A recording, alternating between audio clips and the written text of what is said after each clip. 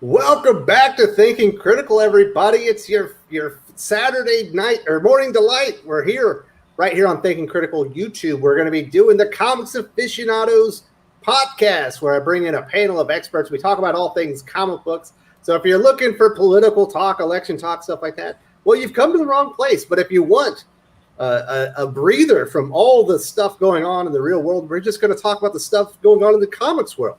You are in the right place. We're going to be talking DC Comics. We're going to be talking Marvel Comics. We're going to be talking indie comics. We're going to cover the gamut for you. And today should be a fun show. We're still waiting on Fatal J. He hasn't made it, but he says he might join us. But with us today is independent comic writer. I believe he's also an independent comic artist. Larry King, how you doing? I'm doing good. Yes, artist, writer. I do everything. I pencil, ink, letter, and could do covers and colors as well. Even though colors, I do respect colors because they work very hard to do so very much, and sometimes screw it up. But a lot of times they put a lot of heart into the work. So respect those colors. Larry King, the jack of all trades. Also with us is the curmudgeon of critical himself, the saltiest man I know. Pele, how you doing? Yeah, all right. Yeah, it's actually pretty nice here. Weather looks good. It could be better. I think we all agree on that one. I feel like shit, but let's do this. Let's do it. Also with us today is the man behind Animated Concepts, an up-and-coming comic book line. He's also worked at Milestone. He's an avid comic book reader. Jermaine Dargan, glad to have you back on the channel. Hey, glad to be back with you guys. Glad to be back on with Pele and Doc and to meet Larry, and I'm glad to get this break from election month. So I'm ready to get into it. Yes, this is your 2-hour break. Election year, bitches. There you go, basically. Yep. It ain't over. Right. Finally, last but not least, is the co-host, the man who's been with me since day number one, the first piece of talent that ever signed on to Thinking Critical. Doc, how you doing? Word. Hey guys, morning. Looking forward. So it has been an interesting week, not only in the world, but in the world of comics. And we're going to be concentrating on that, obviously. And one of the big ones, there's been a few big things that happened, is in DC Comics. They are going to move away from a strict continuity. They're going to play fast and loose with it. They're going to go to an Omniverse kind of style with what they're doing in their comic books. They're not just going to drop all continuity. We know that, Batman, when it relaunch or starts up again after Future State, isn't going back to a number one issue. It's going to issue 106. We know that they are moving forward with some of the ideas that I believe that Brian Michael Bendis has done in Superman. Obviously, we're getting new creative teams. So we are getting like a 3-month break with Endless Winter, Future State for 2 months, and then we're getting all the new creative teams and the new direction, which is going to be this Omniverse. I don't know, Jermaine, are you a big fan of continuity? I'm a fan of continuity, but I definitely see why they would go to this kind of model. Yeah, I mean, I'm going to go with, I listened to Perch's video about this, and I'm going to go with him. I don't have a problem with continuity. I actually think in terms of if you become a fan of a particular character or a particular team or whatever it is, I think continuity helps people to plug in more to basically the backstory and the mythology and the history of the characters, which I think in terms is good for the industry because it promotes sales. I don't think continuity is the stumbling block for the general public of the audience. It tends to be more of a stumbling block from my experience with creators. The only reason I think this became an issue was way back in the early 80s when Marv Wolfman felt this was a problem when we got Crisis on Infinite Earths. I love Crisis on Infinite Earths. I just don't think DC continuity was a problem that needed to be solved. And I don't think in any medium, any entertainment medium, that continuity is hard for audiences to pierce. They're just concerned about a good character, good characters, and a good story. So if DC wants to do it, fine, but I just don't see the need for it. I agree. I mean, you're looking at the industry right now that's being driven by the Japanese, by the manga side of it, and they don't have it. That to me, that's pure continuity. You got volume 1 through volume 15 or whatever. And the issue is with American comics isn't the continuity, it's consistency. How can you expect someone to pick up a comic like, oh, I picked up Batman Year 1, what do I read next? Yeah, what do you read next? There's no, well, you try to find Year 2, Year 3, and other stuff. A lot of that stuff, it's very disjointed. Do I go and read No Man's Land? Do I go read Nightfall? Do I go and read the New 52 stuff? Like, it's so all over the place. And what's the definitive origin of Superman? There's like 5 of them.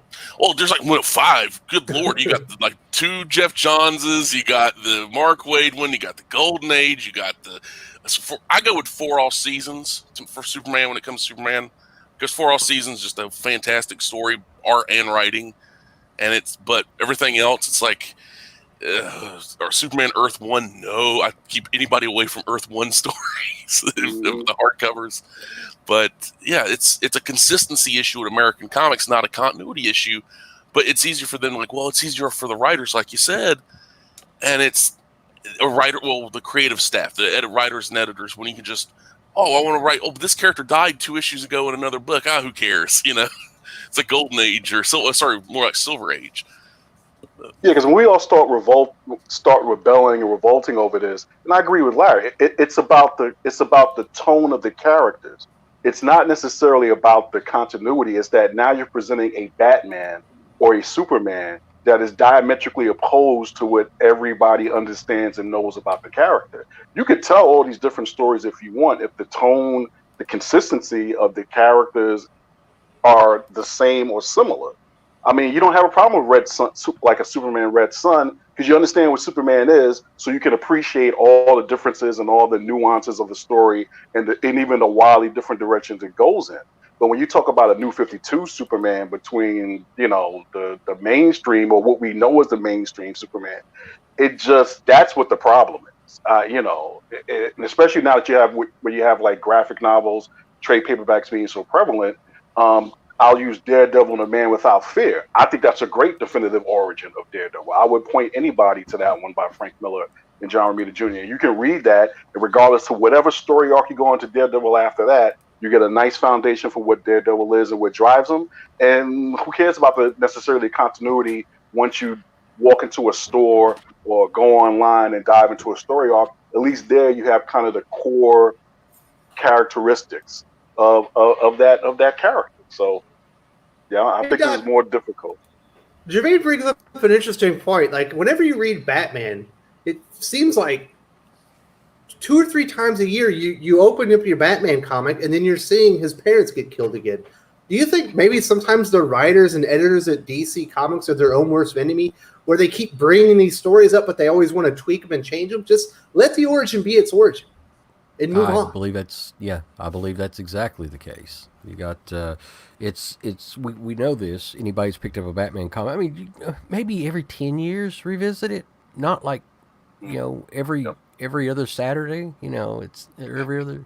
It's just a little bit. It's way overdone. It's way overcooked, and I don't understand why they feel like they need to rehash established history constantly. Yeah, and I'll give you another example of when continuity, I would say, if you want to say, changed abruptly, and maybe because the internet wasn't as prevalent and this ability to have discussion wasn't as widespread and available. But Batman and New Adventures, I think it was Max Allan Collins started on it, with I believe it was Chris Warner at first. They just basically changed the continuity mid-run, where they gave Jason Todd basically a whole new origin. And you know what? It was like, okay. And I mean, people hated the character anyway, but they just changed it. It wasn't a lot of hoopla. It wasn't a lot of it wasn't even on the cover, brand new era of Batman. They just had this kid steal the tires off of the Batmobile. He left it up on bricks, and we were off to Death in the Family eventually. And that was it. I think that was actually after post-crisis, because his original origin, Killer Croc killed his parents. And I think yeah, because then the crisis happened, and they're like, well, we want to make him a street urchin stealing the tires on the Batmobile. Yeah, that's the one. I'm not mistaken. Yeah. It's been probably 10 years since I read it. I'm probably wrong. Grain of salt. No, but it was Jason something Todd's like that. origin 3 or 4 times because he was too much like Dick Grayson to begin with. Exactly. Yep. Exactly. So it was just like, they did that one and it stuck, and it was like, okay. and then they hated him, and then Stalin took over and turned him into a sort of passive murderer. And it was like, all right, but I mean, it wasn't like, we had to change the whole DC universe to get to that. Well, I guess we did in that case. we had Crisis. But the problem with continuity, especially when it seems like what happened with Crisis was, and it seems to have become symptomatic of all of them, is that they just won't play by the rules after that. They set up these new rules, and then the writers feel constrained by the new rules. So it's like, guys, you're not solving the problem. You're just bringing attention to the problem, which is you guys just don't like the story. So it's like those old DC Brave and the Bold where Batman and Wildcat would team up. And it's like, okay, so it's like, well, what Earth is that on? Just throw a number on it like Marvel does and then move on. That's why Marvel's got like probably 1,000 Earths, because nobody cares unless your story is built on a particular story prior to it. But I agree with Larry. I think there should be much more of a focus concern about the tone and the consistency of the characters than the mere fact of continuity. I mean, Dragon Ball has been going on for decades, and no one's concerned about that. I think one of the videos I watched, somebody talk about Doctor Who. Now, they have built-in dynamics into those stories that allow for you to go through the passage of time. But as long as people understand that the Fantastic Four were basically a group of a bunch of family and friends who went up to space when they shouldn't have and got powers, I think that's all people need to know about the Fantastic Four in terms of continuity. Well, I mean, let's be honest though. Things like Doctor Who, Dragon Ball, they got one title. I mean, they got one series. Point. You don't really have to keep things clear across, 50 some different titles every month, 70 some different titles, especially when there's crossovers and team ups, and you don't got to figure out how does this fit there and this fit there, because it's all on one show. Yeah, they can still fuck up their own continuity. I mean, shit, look at Lost. I mean, there was so much shit that was just kind of ignored or forgotten in there, and that contradicted stuff from earlier because they didn't know how the hell to write themselves out of that corner. But for the most part, it is a much different animal when you're dealing with 50, 70 different, titles every month versus one TV show, or even if it goes for 20, 30, 40 years. Well, even paired down like something like Legends of Dark Knight, where you could tell stories that maybe they're in continuity, maybe they're not, but they're just great stories. Here's 6 issues, boom, done. Hugo Strange story about Man-Bat, story about this, whatever. You can do that, but keep the main line consistent. You have all this technology. You can text, you can do Zoom calls, whatever, and then like, hey, I'm killing this character. Just okay, cool. I'm not going to whatever. Organize. You got editors for a reason. Put them to work. Yeah, I mean, nobody expects like a constant storyline. That's just from one to the other, and all that kind of stuff. What they expect though is for the characters' personalities to be consistent, for the characters' motivations, for like family members, for friends and stuff like that. The core information, the core personality traits and stuff like that of the characters to be consistent. That's what people expect. And it's not like juggling puppies here. There should be like a little packet that they have. Okay, you're going to be a writer for Batman. This is what you need to know. These four facts worth of pages worth of facts. Go to town. Anything outside of that, go to town. So Jermaine, Milestone was actually kind of famous for that. I think Dwayne and the team there, they had the Milestone Bible, and every character, like, it explained who the character was, what their motivations were, and what they shouldn't be doing. That way you can mess it up. But I think the Doc's point, which is this, is that what he's saying is that once you have that line where it gets to be so big, you can't screw up the continuity. But I'm going to follow up on Paley, which I think is right. This is kind of what the editor is for. If you're going to tell a story that as Larry said, you're just telling the story, which is 6 issues or 8 issues or 12 issues, one and done, fine. When you tell a story that's impacting the status quo, and this is what an editor should know, or at least be able to communicate to a writer when they pitch a story, is that, okay, when you do this story here, now Superman and Batman hate each other. Over in Justice League, they don't hate each other. So now that means that's either what they used to do back in the day, an editor's note, like this story takes place after, they do it now, this story takes place after the events of da-da-da-da. But I think if you're always writing a story that is impacting the status quo of the larger universe, if you will, a shared universe, that's where the continuity trip-ups happen. If you just tell the story, with all due respect, readers will just fill in the blanks about where that's happening or what's going on here over than that.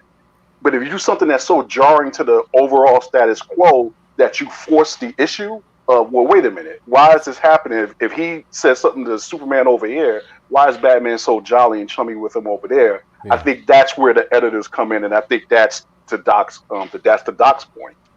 One of the most egregious situations that I've remembered lately was you had the situation where Batman and Superman in one issue of Justice League are screaming and yelling at each other. They're about to, Superman's about to tear his head off. They're just going at it. And then in the same month, Batman's Secret Files came out, where Superman loves him so much he gives him a chunk of gold kryptonite so that Bruce Wayne can become a Kryptonian. And it's like, what the hell? The Superman from Justice League would have never handed him that. You just need to kind of get together on the same page, people. I just want to come back to the question of exactly what is juggling puppies. And can we talk about this? Because it's difficult. It's tough. Yeah. The little suckers squirm on you. But I don't want to talk about that. It's banned in like 20 countries. What's interesting about when you're not consistent with the characters, when you have something like Red Sun, one of the reasons that makes it so cool is who Superman is, and you always thought, wow, wouldn't he be an amazing villain? And you finally you get to see the juxtaposition to who the character really is, or as in like a what if Elseworlds type story. And when you're so inconsistent with it, Doc, doesn't that kind of like take the specialness and maybe the impact that you get with something like a Red Sun, or even The Dark Knight Returns, where he's ultra violent Batman, like the worst case scenario of the character? Yeah, you're gonna have that. The problem with an Omniverse, and this is kind of what I always come back to, is it takes away anything unique about individual characters eventually, because it's one thing to do like your occasional Elseworlds or what if type things, but when any character can be anything and they just slap it into a different universe, there's nothing unique about that character. It just becomes a design that can do or act or engage in any way. Set of powers. Yeah, it's a set of powers. It's a costume design. Yeah. It's a name. Anybody can be wearing it. Anybody can, and that person can act however they want. It loses all the uniqueness. Things are only really, things become popular because everybody loves the way they are. That A is A. That a thing is what it is, and that's and now you can tweak with it, you can play with it, you can bend it. But once you start fundamentally changing it, even if you're slapping it into alternate universes, you lose the uniqueness of it. And it eventually, it's like having all the Spider people over in Marvel, all the Robins, all of the everything. Anytime you start, how many Flashes do we have? There's nothing even unique. Jeff Johns' Shazam, if you read the first issue, there ended up being 7 Shazams. Yes, exactly. And they can be anything. And that then you're just playing, dress up. It's kind of interesting when you read Lord of the Rings and who is it? Samwise, where's the ring? And Frodo's like, no, I'm the ring bearer. Like you aren't, but in comics, they would just let him go with it. Like, let's make 3 rings, give to everybody. One of you will make it. Well, for Green Lantern Corps, make everybody a part of some different Spectrum Corps, which I hate. Green Lantern Corps, you have one character who stole the ring and the power, and then you have another character recently who inherited the ring from their grandmother. Mm-hmm. Like that goes against everything you know about. Or something. What's that? Did you find it in like a safe in the Titanic or something? Yeah, why didn't the ring? Yeah, why didn't the ring? As soon as the grandmother died, why didn't the ring follow continuity? She wasn't dead yet. Off? She gave it to him while she was alive. You shouldn't be able to do that either. That's nuts. I know it goes against it. Once you're no longer the Green Lantern, the Green Lantern seeks out the next worthy person. Mm-hmm. That was just because that was John's creation, correct? Yeah. Yeah, that was hey, how do I make money? How do I make money even if I'm doing nothing with the license? I love Jeff Johns, but that was weird. That's all those extra characters are. Like after like Jon Stewart and onwards, like even Kyle Rayner to a degree, it's like you're just putting these characters in there so you can make so when they show up in something like toys, shows, games, whatever, you can collect that extra check. Like Jessica Cruz, Simon Baz, they matter. No, they don't. They do not. So before we move on to the next topic, Haley, what's your prediction? Is this going to be successful for DC Comics, or are the readers going to accept a looser adherence to continuity? I think they'll warm up to it. I mean, I think it'll be kind of maybe a little jarring at first, but it sounds more like they're going back. It sounds more like they're going back to the 60s, 70s way of handling continuity, and which is with a very, very light touch. And they were really successful then, and some of those stories are some of the best stories that DC's ever told. So we'll just see. We'll see. Well, I like the glasses half full perspective there, Pele. I don't usually give you that. Yeah. So we do have a few more. In the late 70s. If the glass is half full, it usually has piss in it. But there you go. So getting into the next subject. Recently, Marvel Comics fired their publisher, John Lee. Now, we've somewhat been waiting for this, the Marvel to start trimming down their staff.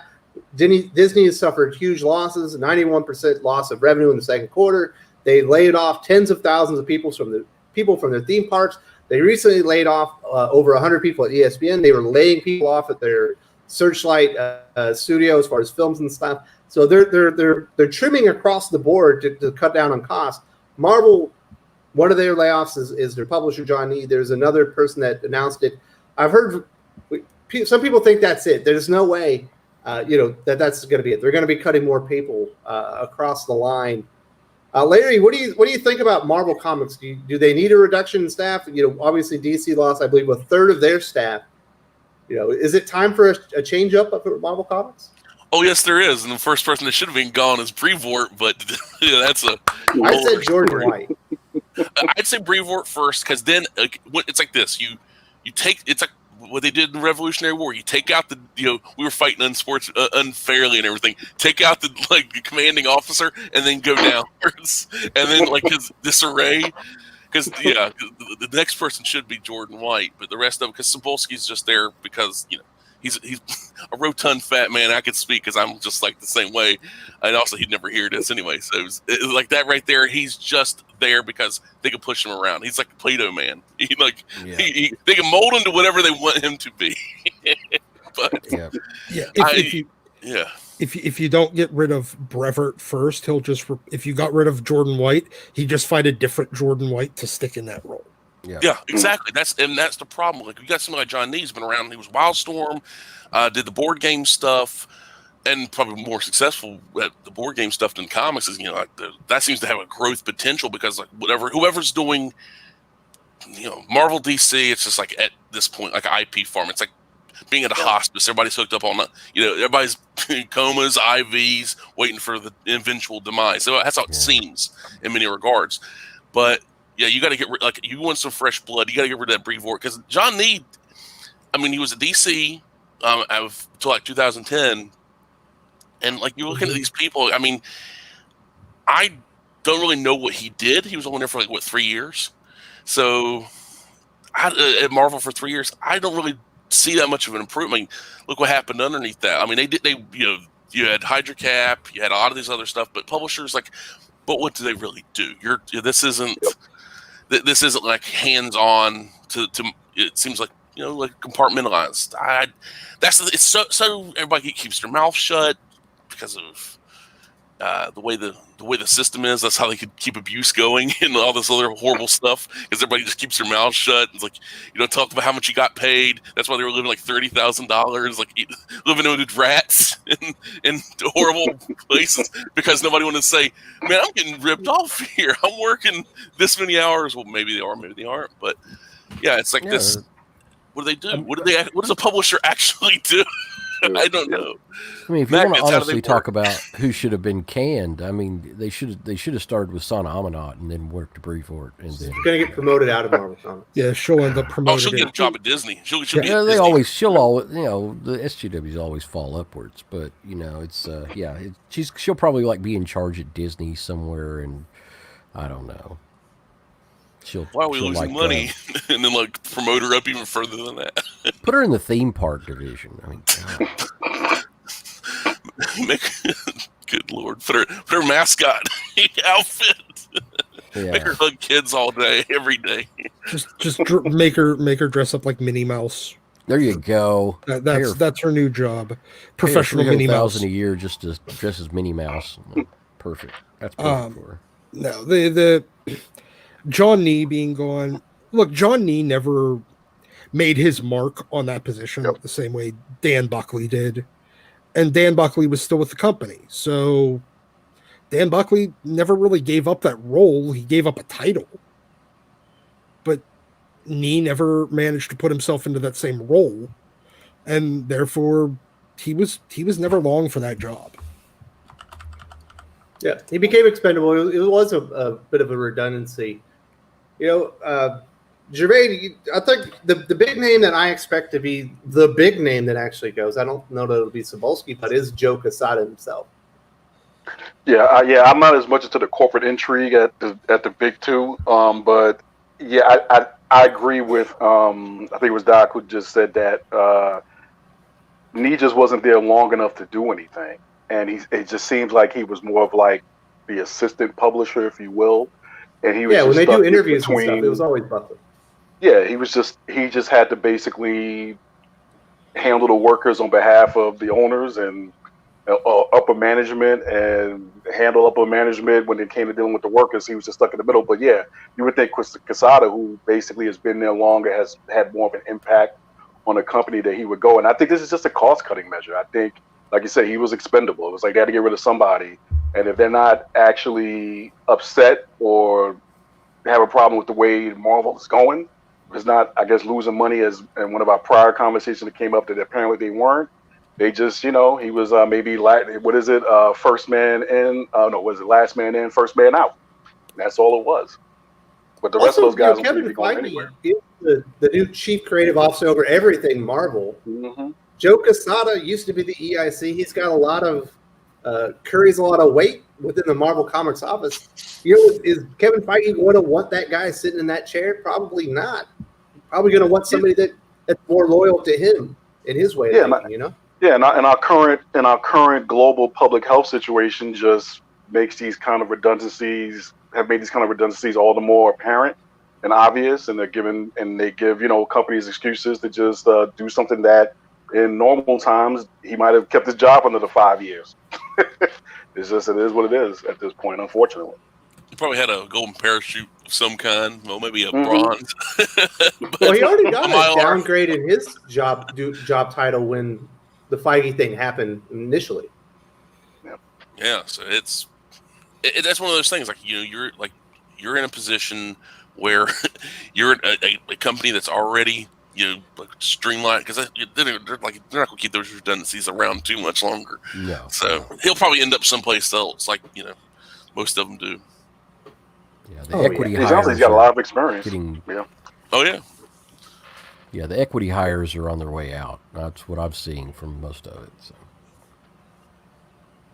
Well, is there anybody else that you can kind of think of, Larry King, besides Brevoort White, Joe Quesada? Who do you think should be prime? Well, Sana Amanat, that's a definite one, because the whole, we're a service or a brand, that kind of thing, like the Marvel brand, lifestyle brand, the lifestyle brand, the whole let's make costumes easier on cosplayers.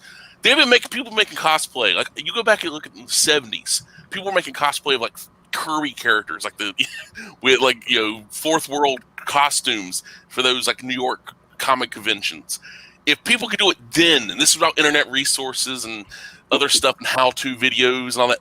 If where there's a will, there's a way. Making it more cosplay friendly, stuff like that, and also potential, the self-insert stuff. Keep pushing characters with like Miss Marvel, which I can't stand the character now. I gave it a chance. I can't stand the character. No way, no how.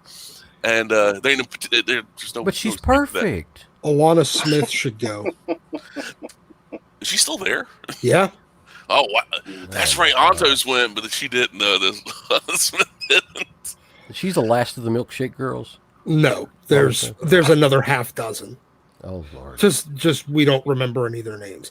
If you had somebody other than Brevoort there, it would actually sort itself out. It's like a self-correcting system. You got You got this pork pie wearing fat man who dresses like a 20-year-old, but is not a 20-year-old, who is letting these people not do their jobs. Not in a like, oh, he's preventing someone from doing it. No, he's not forcing them to do their jobs. Not, you don't do your job, you get fired. We'll get somebody else. This kind of thing. This isn't friendship. This isn't. It's like the college thing where this is a safe space. It's like, no, it's work. You do your job or you don't, and if you don't, you gone. We'll get other people in here. It's one of those people. It's a whole lot like Cebulski. If you're nice to him, you can do anything. And actually with Cebulski, if you're mean to him, you can do anything. But there's so much fat to be trimmed there. I mean, it's ridiculous, and I don't think that they'd ever get around to trimming all the fat that needs to be gone at Marvel. I imagine it's coming soon. We're definitely going to be getting some new names. Although Disney kind of has a history when they have agreements to fire people, or when you get your settlement, it's also like you can't talk about it for 6 months. So you don't even realize the position change happened until like half a year later, and then it's no longer news. It's kind of like one of their MOs as far as a business. Stay when press it comes friendly. To releasing people. Interesting stuff. You guys ready to move on to the next topic? Sure. All right, this has been the big one. Obviously, I had a rant on the channel yesterday. I don't know if it's a controversy in everyone's mind, but to me it is. This week in X-Men, Larry, are you reading Ten of Swords? I dropped that sack of garbage before the first issue of X-Men came out when they turned. Okay. Mr. Sinister would have sufficed, Larry. When they turned Mr. Sinister into a joke, I said, "Nope, I'm done. I'm fed up with this crap." But Kieran Gillen did that. But let's get back to the X-Men controversy. In X-Men 12, there's an enormous info dump illustrated by Lionel Francis Yu. In issue 14, they reuse 14. Doc says it's 15 pages. I saw 14. They reuse 14 pages of art. They don't change the color. They don't change anything. They don't change the layout. You don't get it zoomed in or anything. It's the same exact art with a couple of different word bubbles. Would that upset you, Larry, as a comic book reader, if they charge you the same price for the exact same comic you just purchased a couple weeks before? If I paid for that comic, didn't look through it, walked out the store, looked through it, maybe if I looked at the car or at the house, I would take that back.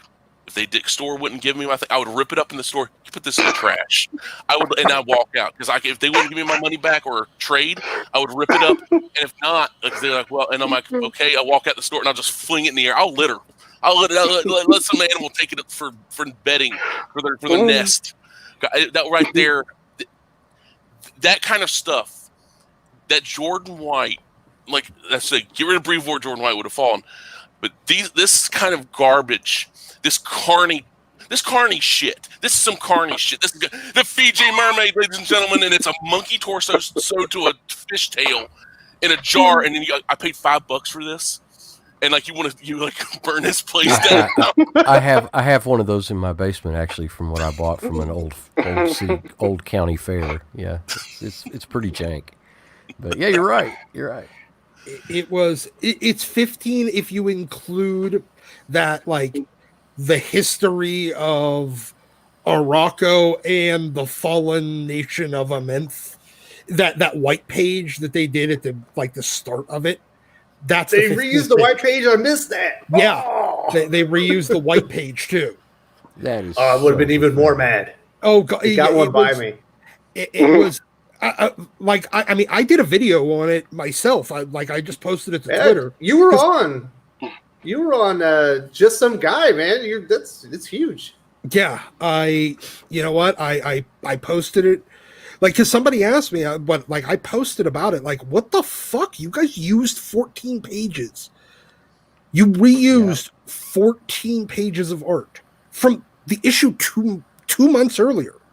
And somebody asked me for a side-by-side, and I'm like, you know what? Screw it. I'm making a video. And I just recorded myself flipping through it. And at one point, there's like, oh, wait, maybe it's going to be different. No, it was just because of the way that the King in Black pull-out thing sat in it that, nope, no difference. It was literally identical. And, they could have done something to... You could have changed the color to make the tonal aspect of what you were experiencing from the point of view of the other character to be different. Exactly. Run it through a Photoshop where it just like mirror flips the image so that it like, if you're on the right side, they're on the left, so it could show like a juxtaposition kind of thing, like an artistic, some way, like, oh, this is a different version of the same story. No, they didn't even bother to do that. They just pulled up the same art files and just sent them the letterer again. They could have done this in so many different ways to make it actually not seem lazy. They could have just slight differences in the panels, just the positions, the way the people were standing, stuff like that. So many different ways they could have done this without just stealing artwork from one page, from one comic to the other. It was just so weak. And it's just pathetic. Just so pathetic. I don't think I've ever been as furious reading a comic. Marvel owes me $2.53, which is the percentage of that comic that I've already fucking paid for once. It was already an info dump the first time. Yeah, it was, I bitched. A lot of people really liked X-Men 12 when it came out, and I'm like, this is just an info dump. And I remember even the chat here was like, drink every time Doc says info dump. Don't do it. I thought they should have been telling that story in every issue of X-Men with Apocalypse and the Summoner talking the whole time. Yeah. It would have been much easier to process as you went along instead of just, here's 1,000 years of history. You should take every page, tear every page out, fold it up, put it in the page, edit the extra pages, them like 14, 15 pages, and put them in individual letter-size envelopes and mail them to Marvel. Where is my $2.53 or whatever? Where is my money? You ripped me off. And or if you want to get really creative, get some old magazines and paste. Like, where W from each, like an old ransom letter. Where is my money? Yes. Yeah, like Marvel owes me $2.53. I did the math on it. Man. That is the approximate owed value for reusing 14 out of 22 pages. How much did you include your discount? You had to record the video. Yeah, it was only 1 minute and 24 seconds for the video, and I already had issue 12, I hadn't filed it yet, so it was already sitting next to me, so I don't even have to go and dig it out or anything. Don't undersell yourself. You had to mentally get prepared for the shot. You had to frame it and everything. Thing looked pro. I sat in my you got to charge for your time, man. Okay, $1,000 a minute. I mean, all I gotta say is Lionel Francis Yu better have gotten a fucking page rate for them reusing his art again, because there's no way that they can count that as, on his residuals as reprint. No, fuck you. That's original art. Wouldn't it be a real just F you if they did not and they were like, okay, we've already paid for it once, you're not getting into the dime. Wouldn't that be the major just screw you on that one? Yeah, X-Men all comics. It's Oh, like some kind of collage deal. yes. Like where they just like go back and cut stuff out. Like, hey, this Wolverine drawn by John Buscema in his early run in the early series. And then Like, there's a Sam Keith panel after that, and then and then a Mark Silvestri panel after that. Oh god. And then So, a Tom for people who Grummett don't panel. know, this is the images side by side. Here you can see number 12, number 14. There is not an ounce of difference between the two, other than the word Other than balloons. themselves. Yeah. And it's 15 pages for this. Yeah, because I don't have a picture of even the title card page is exactly the same. They didn't even bother. I mean, look, those things are basically made by some dude on Fiverr for I don't know $8 to do the graphic design for each of these white pages, and so. It's not like it's going to cost them a couple of bucks to even add it up. They could have done like the true story of. They could have even. They didn't even add a word. They literally just reprinted the same fucking thing. They could have done a Back to the Future 2 and inserted a extra character moving through this or whatever. Like you didn't see him because he shifted out of reality or something. Could have done something. Yeah, 14, more than a dozen pages worth of the same stuff, just with different lettering. Identical. right. Identical. Larry, I'm going to show you what really sent me over the edge. That was obviously from X-Men number 14. This is from Marauders 13. This is the first page of the book. The tasting menu. How do we charge people this? Oh yeah, you're paying whatever 20 cents per page or something like that, whatever it breaks down to, and then one page you pay 20 cents for that.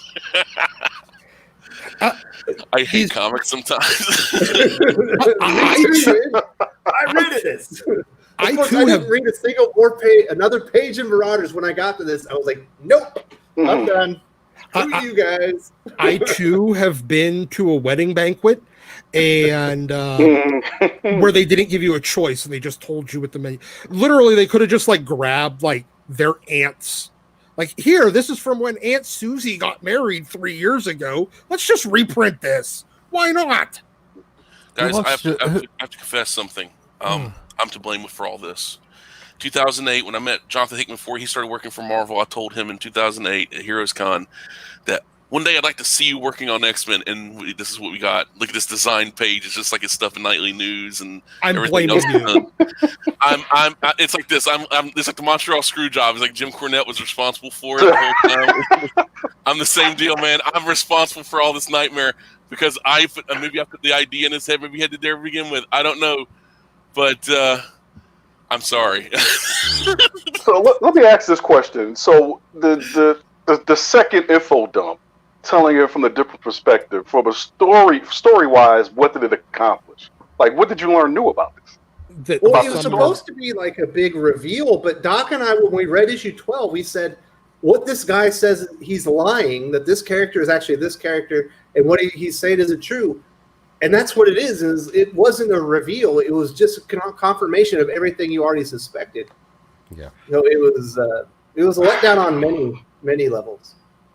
Well, I'm still mad about Incoming, so I'm going to take, I think it was Larry's idea, and I'm going to walk back. But I like my retailer, so I'll have to figure out who I'm going to walk in, whose office I'm going to walk into and rip the book up in front of them. But it's it's tear it. I would tear it politely, not all over the place. It's just like one of those the Musclemen for Christ where they're ripping books in half. But then I'm going to include the other 6 issues or 7 issues of Empire in that too. Mm-hmm. Hey, was this issue of Marauders done by Jerry Duggan? Yes, supposedly it was co-written by Ben Percy, but I don't believe it. Okay, yeah, I doubt that. Unless it was the part where Wolverine, actually does Wolverine things. It was literally the only part of that was any good. But no, this, It's Jerry Duggan, so it's a fat guy putting a menu in a comic book. Good job. Hey man, Sobolski probably said, "Give that man a raise." I know. Given the looks of the ingredients on here, I don't think even Sobolski could eat it. But you know, There's not even any where there's a dim sum. will, What the there's hell? a way, man. Yeah, you know what? Sobolski and Jerry Duggan were probably sitting around going like, "Ooh, when do we get an opportunity to taste this? I want to eat it now." Guys, is it wrong? I got the fat voice stuck in my head. Fat boys are back. You know they can never be whack. I like the Fat Boys. I do. Disorderly Orderlies is one of the best musician movies ever. Forget that Dean Martin, Jerry Lewis garbage. Disorderly Orderlies is where it's at. Well, my only hope for the menu is that somehow there's a secret message encoded in it, and that at some point in the story, someone will say, "Duh, duh, duh," and it'll basically, you realize if you go back and decode the menu that you find out whatever all this is about. But other than that, no. You're way I know I'm too reaching. much I know credit. I'm reaching. That's way too much credit. I'm They reaching. actually dream about drinking. They actually dream about eating squid piss. You know, they actually man. wonder what it That's tastes like. bargaining, Jermaine. That's bargaining, man. I know.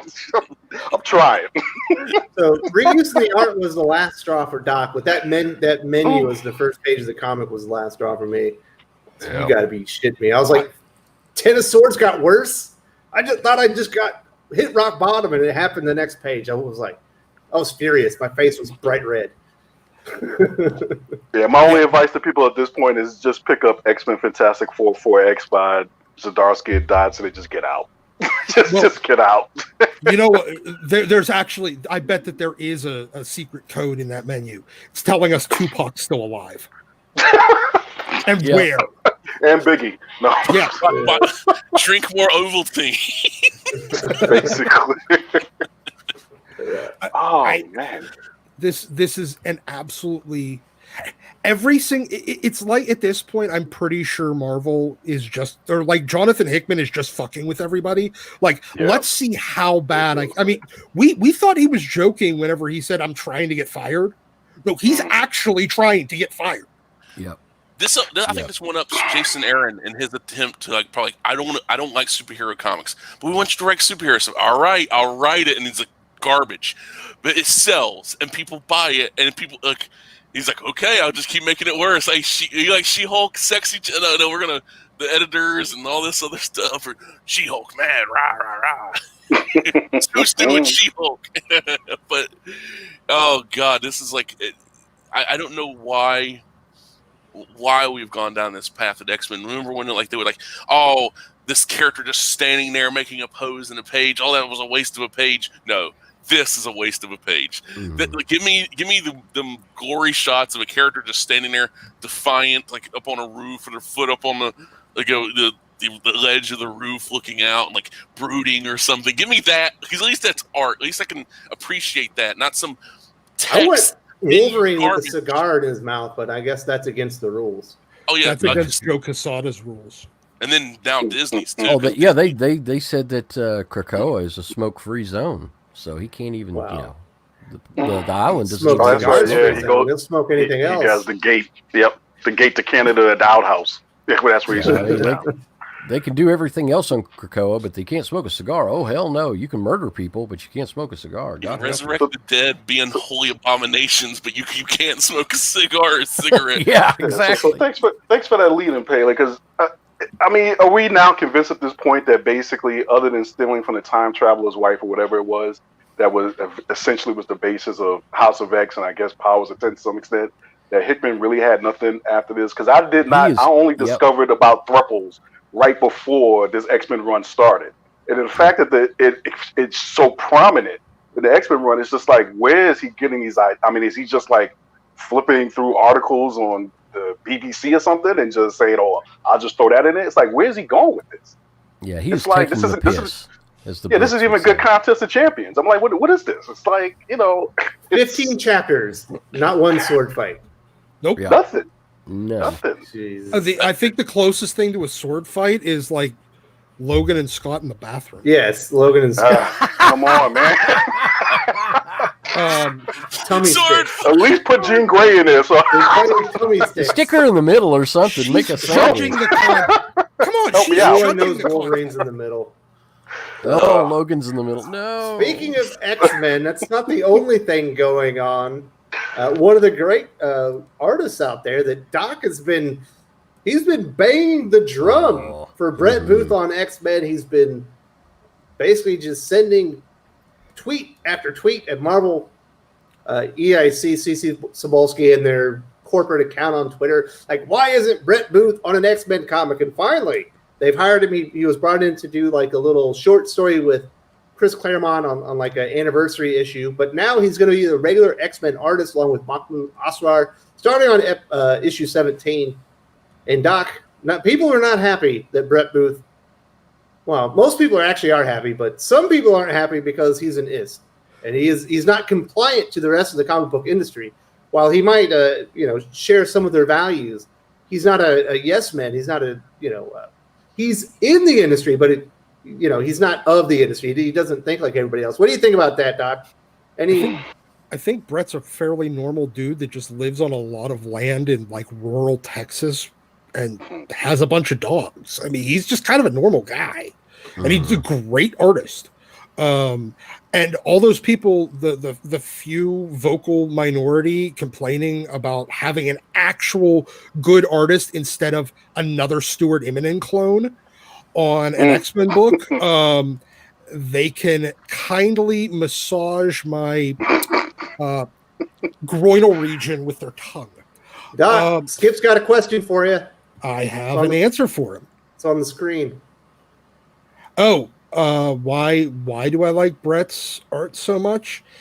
Is he a 90s influenced artist? Yes, but 90s influenced artists aren't 90s. He's not a 90s influenced artist. He's an 80s influenced artist. He's another Art Adams, Walt Simonson influenced artist that put a lot of dynamism.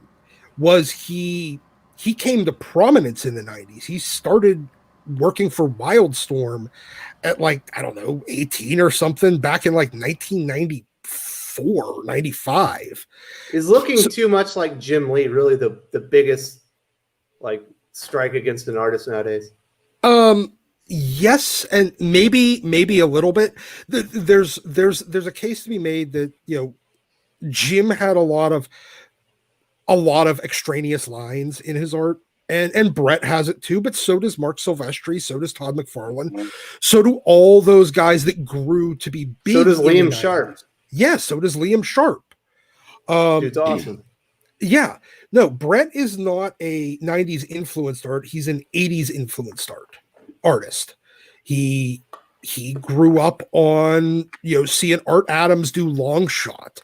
And additionally, he is one of the few artists anymore out there that can provide a degree of excitement even for talking head scenes. Like when people are just talking, there's still energy to it. Everyone else, it looks like they're tracing photographs. They're just copying and pasting.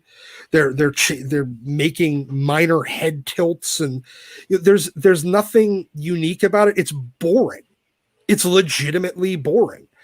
Whereas Brett's art is, he's especially his more recent stuff. I liked his stuff back in the 90s. I love his stuff currently.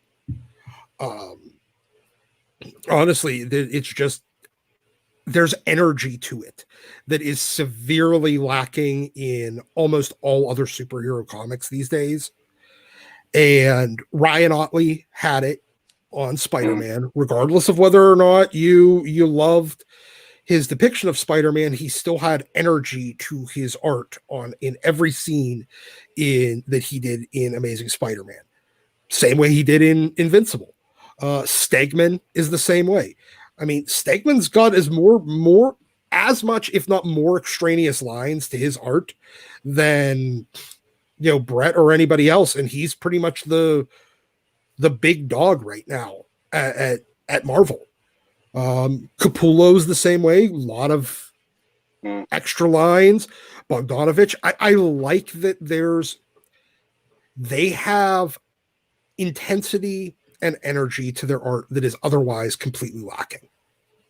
Well, it's not like Brett Booth went into the 90s and just stayed that way. His art's progressed a lot. Like what he did with Flash Forward was amazing. Was it 90s influence? Sure it was, but that was a great modern comic. He's adapted to the times. You can tell he's using digital now, and I think he's doing great.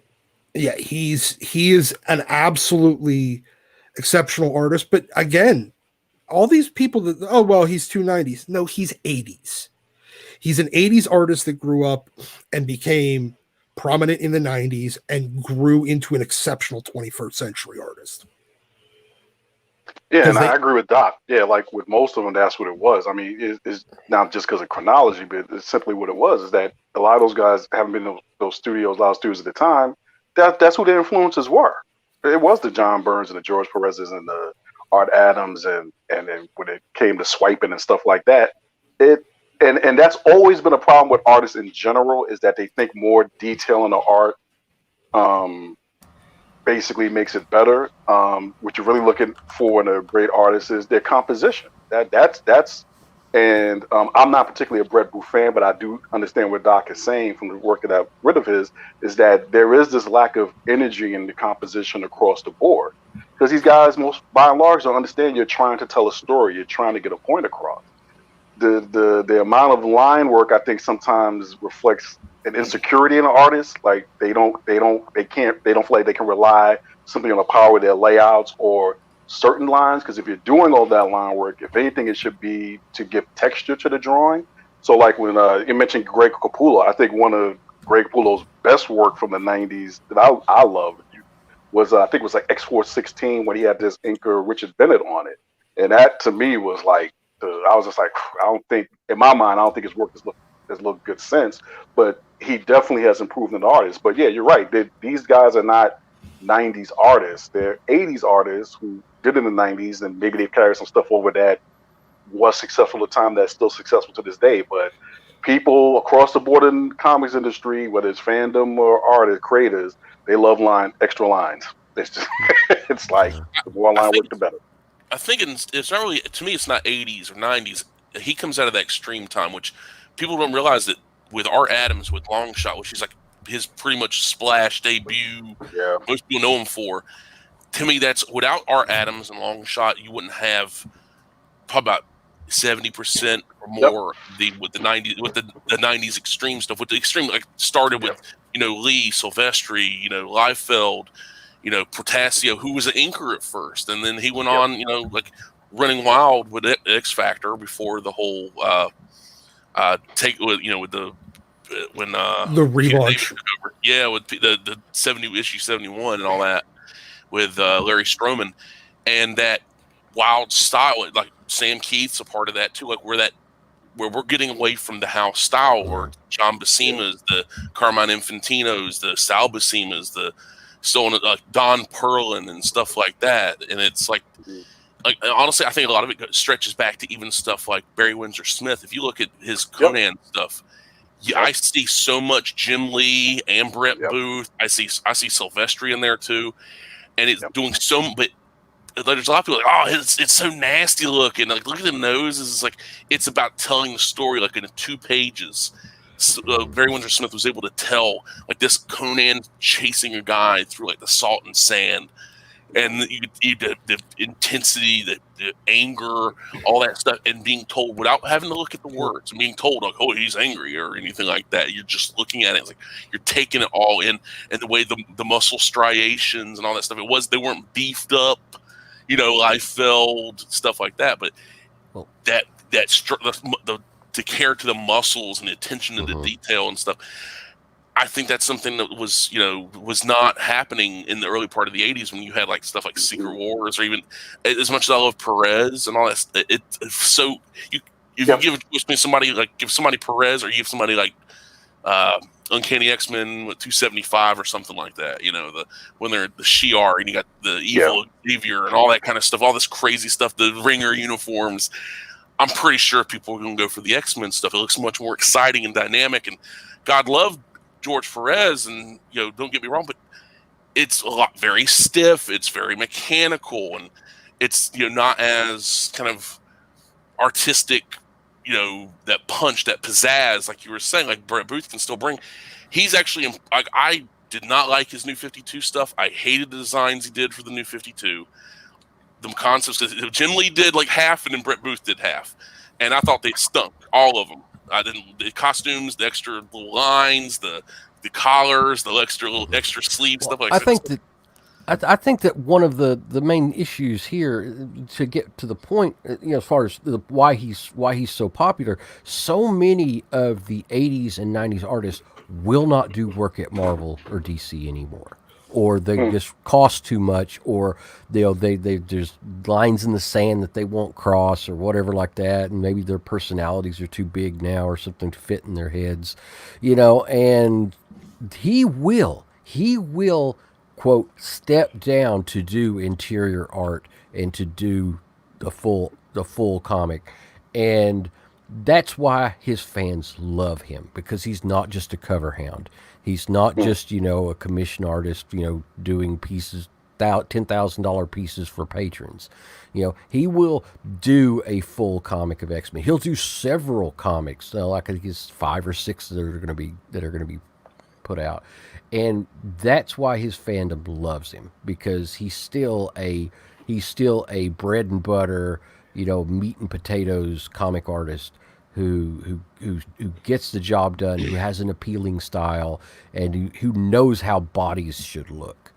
So, it's I think that's it. I think that's it in a nutshell. A lot of those artists, they've already moved on. They won't touch, doing interior comic pages for Marvel or DC with a 10-foot pole, but he's still one of the great names who still will. So that to me is why. Yeah, I mean, look at all those guys that came out. I mean, him and Capullo are pretty much like Lee Bermejo and Doug Mankey. Those were the later generation Wildstorm. And Wildstorm Extreme, Shadowline, all the Image Studios. Those were guys that were later in the genesis of that, like second, third generation. Whereas, J. Scott Campbell, one of the first generation guys at Wildstorm, only does covers. Jim Lee only does covers. Todd McFarlane only does covers. Rob still does interiors. Portasio, he'll do interiors. But nobody really hires him right now. Which is unfortunate, because like Portasio, when he did, even though that Stormwatch Team Achilles, the whole writer, I was a ranger and I could talk bad about the war. Micah Wright. Yeah, F him. But the art in that book, because Portasio was, I think it was penciling, inking, and he was coloring. And some of that, his best work ever. That's a sad thing about that comic, and it'll never get collected, never get finished. And it had some of his best work ever. Well, he only did the first 12 issues out of 23. I thought he did more than that. No, was it Nugan? Huh? No, that was Authority. Sorry, I'm Dustin. No, it would have been Wetworks that he did a good chunk of, because he only really did Wetworks, Stormwatch Team Achilles, and there was one during the World Storm. I swore he did more than that. So everything bleeds together. But yeah, it's like, but you got these artists and stuff. Like J. Scott Campbell, I know people love him. I'm so tired of seeing these artists just do covers. It's like, if you're not doing interiors, I don't want to see your cover. Whether Alex it's Ross. Yeah, exactly. It's like Alex Ross can It's do. getting old, Alex Ross can do pencil. He did Marvel X, right? Yeah. Was he the writer? He was the writer. No, it was Dick Kruger was the writer on that. But anyway, I was going back and I was looking at. I got the same set that Doc did. Somebody came in and actually wanted to sell it, and I got it for like a really amazing price. So I wasn't going to turn that down. But I was looking at some of Michael Turner's work from Soulfire, and it's like, oh my God, it's like, oh dear God, why can't we have this? You know, I don't know that he passed away, but these great artists that only do covers now, God, I wish we could just get them to do the interiors. Oh, please, God, it would be so amazing. Somebody like the caliber of a Michael Turner, or somebody, why don't you guys come back? And I know it's because of the money. Yeah, it's all about the money. Concept work, storyboards, all that stuff. They make so much more money, and also they don't have the comics bug. They don't they're in there to. I get it. You're there to make money, and if the money ain't there, they're not going to be there. But there are people there that have that comics book. They got to make comics. They love comics. And like somebody, J. Scott Campbell, he doesn't love comics. Joe Mad doesn't love comics. Well, they might do them, but they clearly don't love them. Because if I was making video game money, I'd squirrel away time to do maybe a book every 18 months or something, like whether it's a 40-page or 90-page something. Squirrel away enough time, enough sketches, because it would sell. If you're that, if you're that quality of an artist, and the fact that I'm sure they could work something out. I'm sure they could work something out and say, okay, you guys do the covers, you guys do the interiors on these books. We'll set aside this miniseries for you to do this. We'll sell it in a prestige format, and you get to keep all the original art and all the materials from it. And then, I'm sure they could make a huge amount of money doing this. It's just who over at Marvel or DC has the balls to actually bring out a project that amazing. I mean, we did have some really great stuff. Kingdom Come, I'm sure, cost a fortune, but it sold like God knows other for a book as expensive as it was at the time. Yeah. So, and somebody like Brett Booth. So fellas, getting it back to Brett Booth, we're going to move on to the next topic. I still don't know why Brett Booth is being attacked. A lot of it is because, he doesn't always go along with the status quo within the industry. Specifically, what they'll cite is there was some cover art that was deemed problematic because it was too sexy. He went through and not only did he defend the artist in question, but he actually went and said that I believe it was CBR.com was full of crap. And, and they thought that he was attacking, or he led a harassment campaign because he said CBR was full of crap. And people, I guess, were using his name to go and attack him. Yeah. So now he's a bad dude. When artists stand up to critics in the industry, then it's bad. But when they stand up to customer critics, it's good. That's apparently what the rule is, I think. Yeah, they're ass backwards as usual. Brett Booth's a classic liberal. He's just a nice guy. He's just dude that has some liberal views, and he's not crazy progressive, and he's not part of their herd, and they hate him for it. If you're not part of the solution, you're part of the problem. Is the mindset. And he still draws sexy. Yeah, he still draws sexy. That's why men, women, it doesn't matter. He just wants to draw kind of beefcake. Yeah, cheesecake beefcake, style, creator, characters, and they still have not forgiven Adam Hughes for you don't see Adam Hughes anymore in DC because God forbid he drew somebody with boobs that looked. Well, I think the part was supposedly the Audrey Hepburn estate because he was just using her face for Catwoman. Oh. And also, his women, I like Adam Hughes, but his women have no asses, and that's a problem for me. His women have gigantic. On that note, we're moving on to the next topic. I think we've ran that well dry. Let's move on to TMNT: The Last Ronin. What I have called the best comic issue of 2020.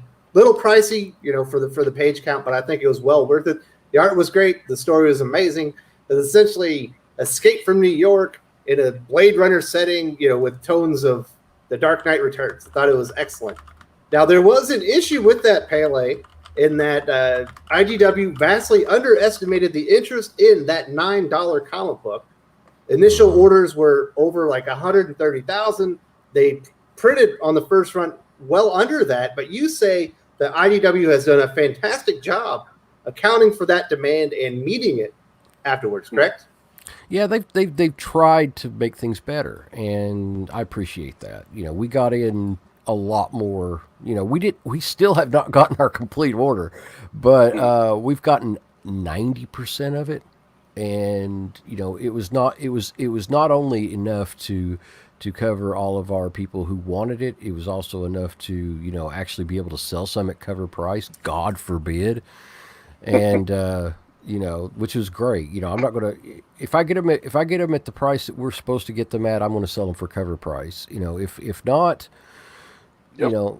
it's if I've got to pay multiples of retail to get stock in, you're not going to get it for cover price. I'm sorry. Unless you're a file customer, you're not going to get it for cover price. I'm sorry. That's just the way business works. But I got in several dozen more issues and was able to put them out for cover, and I kept them behind the counter, and the people that I knew that still wanted it, that didn't have it on their pull list, they were able to buy it. And that was awesome. That's absolutely awesome.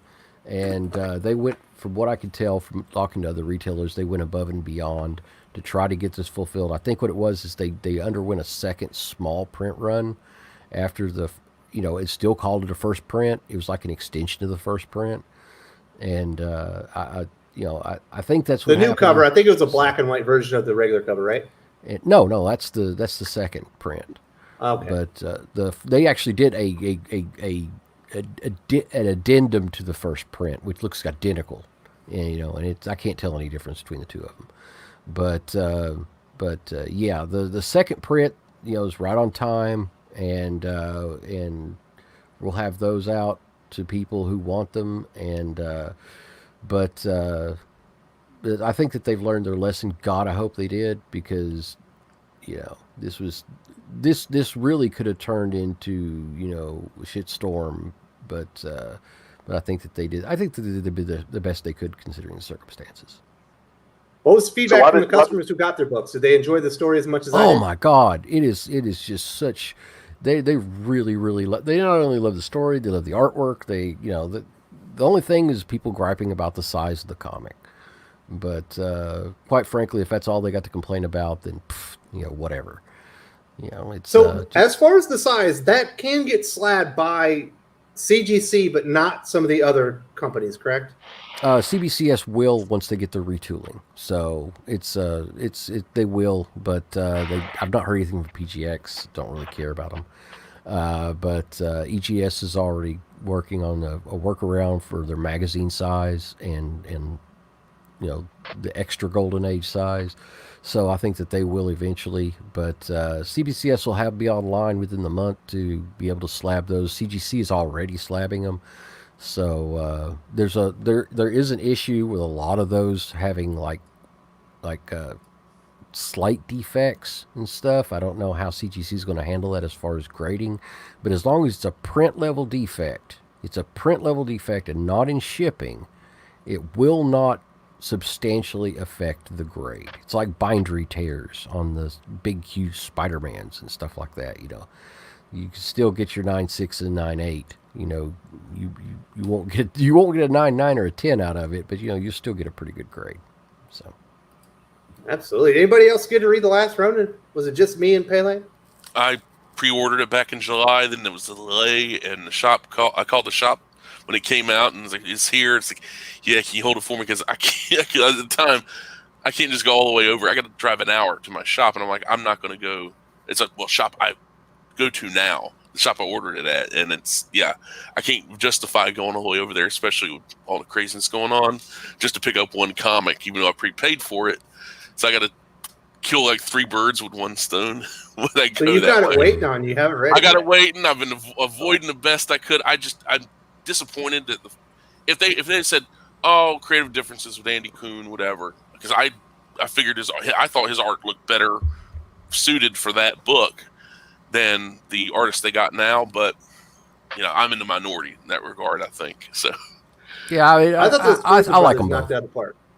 I like both. I'm not gonna throw stones either way. I like both the styles on it. I think the ash can looks great. I thought the release book looked great. So I'm happy either way. Yeah, I'm waiting for the third print. But anyway. Wait for the Comixology discount. Normally IDW does a 50% off after like 45 days or something. Yeah, basically. Maybe but no, for $4.50. But why did they undershoot? Why did they undershoot so much? What was? just this It's is expensive size. comic to Yeah, print. it's a comic. It's an expensive okay. comic to print, and they wanted to do Gotcha. it in the large prestige format. And they had they used they used a printer who had never done it before, and the samples are one thing, but when it came to the full run, it was quite another. So they ran into problems. They You know, that estimated the happens. print run, and they didn't realize you throw Peter Laird and Kevin Eastman's name on the front of a Teenage Mutant Ninja Turtle. It's actually a direct sequel to like the Mirage run instead of the Yeah. stuff at IDW, and people are going to lose their minds. Yeah, Yep. that's exactly it. And It yeah, I ended think up it's being going to very get better profitable. too. I imagine Pele made a shitload of money. Oh God, it was awesome. It wasn't like Batman Damned money, but it was really good. But The reason I was oh, excited. and the end of it. Oh, you got to love the you find out who it is and all that. It's I pretty guess cool. we can't spoil it for later. No, Please won't don't. spoil it. But it's who I expected, but seems to be not who everyone else expected. So Yeah. I will say this: it's the one reason I was really excited for it because it didn't seem to be featuring any fan fiction characters like what Ninja Turtles has become lately. It's like where the writers be bringing in their own fan fictionized characters, like self inserts and all that. I'm like, yeah, I'll pass on this. If you've never read the City at War, which is the last of the Mirage stuff. That's like 12, 14 issues. It was like the last of the Mirage comics before they kind of shuttered that. yeah, And I think it was running concurrently with the Archie comics, which is insane because it's like Casey Jones goes off, hooks up with some pregnant waitress, starts raising a kid. And also, it's wild, and it's like Splinter breaks his leg, and the Rat King shows up, and like it's like kind of like that scene from Dark Knight Rises, like in the pit. You gotta build yourself back up, Splinter, and all that. It's amazing stuff, but I to me that's. it's not a children's comic. It's not a kid's comic. Oh, yeah, That's I like that. Yeah. Then Yeah. I like it. IDW's City at War was pretty boring. Now we've gotten into the Tales of Mutant Town, and I have checked out because it just got too slice of life, too boring, too sappy. But moving on to the next topic. I personally love Deceased. I know Pele loves Deceased. This week we found out in the Deceased universe, Jason Todd is married. And Pele, what happens as soon as we find out Jason Todd is happily married and a hero surviving the DC? He found the love of his life, and and it's just so wonderful. They had a beautiful ceremony. I think Batman officiated, and it was just this beautiful, heartwarming thing. And boom, he gets broken in half. As soon as I you was like, found out "Oh, he was in dear a loving God." marriage with Rose Wilson, killed him. Deathstroke's daughter. Yeah, it's like, oh, how beautiful, how wonderful. Love, happy. Didn't even get to get the freak on, and boom, broke him in half. Isn't a marriage though if it ain't consummated? So, I think it was. It could be They annulled. made it sound like he'd been married for a few years because the heroes left Earth behind and they returned and they found him. And then you find out he's married. But, Jason Todd is such a maligned character. Nothing good ever happens for him. Oh, Finally, he God. meets the love of his life. He's a hero. He helped all these people survive. Yeah. Kid Kid Marvel breaks him in half like a cheap Wade's toy. like, oh, man, I'm so happy for you guys. Oh, he's dead. Yeah, I was like, oh, my God. But It's a very Jason Todd thing to happen. Yeah, and I tell you, I was actually surprised more by who becomes Shazam. So I was expecting Jason Todd to get killed in a very ignoble way. So because he's Jason Todd, but it just it was kind of shocking, but not because I've gotten used to it now with that series. You're going to get what you don't expect, and that's why I love it. It's not canon. It's just fun. It's a great fun series, and I've enjoyed the hell out of it. Even though I don't like Tom Taylor, but I don't like his other work, especially not stuff he did at Marvel. DC seems to be okay, but this has been knocked out of the park. So people should be. I'm actually kind of excited for his. What's the something age that he's doing at Marvel? No, if it's not involved zombies, good. I have no hope for it. He knows how to do zombies, so. No, he had a couple of Batman annuals that actually were better than what Tom King was doing. Not that was a high bar to. Oh, that's not a benchmark. That's not a very high watermark there. No, it wasn't. He didn't have to work very hard to do that. But yeah, I think he's definitely found his calling. These alternate, really dystopian type futures to be his kind of calling card. If they keep him there. They keep him just cranking out deceased stuff and stuff like that. It's great. I love seeing the deceased work from him. So I just wish that the digitals that were coming out were actually being printed, but otherwise. You don't think there'll be interest when they're collected into a trade? Oh, they will be. I just wish that they were floppies, Yeah, I'll be there for the trade, definitely. Yeah, you want to double dip on it, don't you, Pele? Oh, yeah. Well, you got to have your floppy sales. Floppies are awesome. That's the same thing they did with this Injustice series, which started, as a digital series, and then they collected the trades. People seem like that was a series that never, even the trades never really took off for us. It was like, nobody really cared for Injustice. Yeah, all right, well, I think that'll do the DC's, Jason. I want to talk about it. As soon as something good happens to Jason Todd, he needs to die. So speaking of Jason Todd, we had the end of the Batman 3 Joker story arc. I personally enjoyed it. It was a bit of a letdown in some areas. I do think Jason Todd was pretty much the star of that series. He got the most poignant character progression and things of that nature, but I don't see how it can be in continuity. We were sold that it was an in-continuity story. We know it was supposed to be a part of DC Comics Rebirth. Plans changed, ended up becoming kind of an Elseworld story. Thought we were going to get something revelatory about the Joker character. How can there be 3 Jokers? Gervain, did they execute it to what you expect? So I'm going to go all the way back to our first conversation at the beginning about continuity. When it doesn't matter. And it's like, bro, don't set this up in, what was it, the Dark Side War. Like, this is like the boom, it's like the credits are over, and then, they do that little bit at post-credit scene. There's 3 Jokers. Then you don't hear about it for 2 years. It's like, okay, what does 3 Jokers have to do with the larger mainstream DC universe? And then when you put it out, it's not even an Elseworld. I don't know why this exists. The one thing I will say about 3 Jokers in terms of delivery is that when you find out what Jason Todd said to the Joker as he was getting beaten to death, that haunted me. I will give Johns that. That was just like, man, that was just messed up. I can see. Yeah, I can see why the brother's angry all the time. I mean, it's just like, you probably in your head, he was thinking that he was a hero. He's going to go out one way, and that's the way that he went out. But other than that, it was just like, to me, it was just, I love Jason Fabok, love the art. It was an okay story, but for what I think it was meant to be and what it was supposed to deliver, to basically say, well, I know his name, but, it just, it was, I'm not going to say it was a ripoff. It wasn't like Incoming and Empire, so I'm not going to throw it in that pile. But it's like, I enjoyed it, but I'm not going to necessarily go and say, it's like, I don't think it's necessary.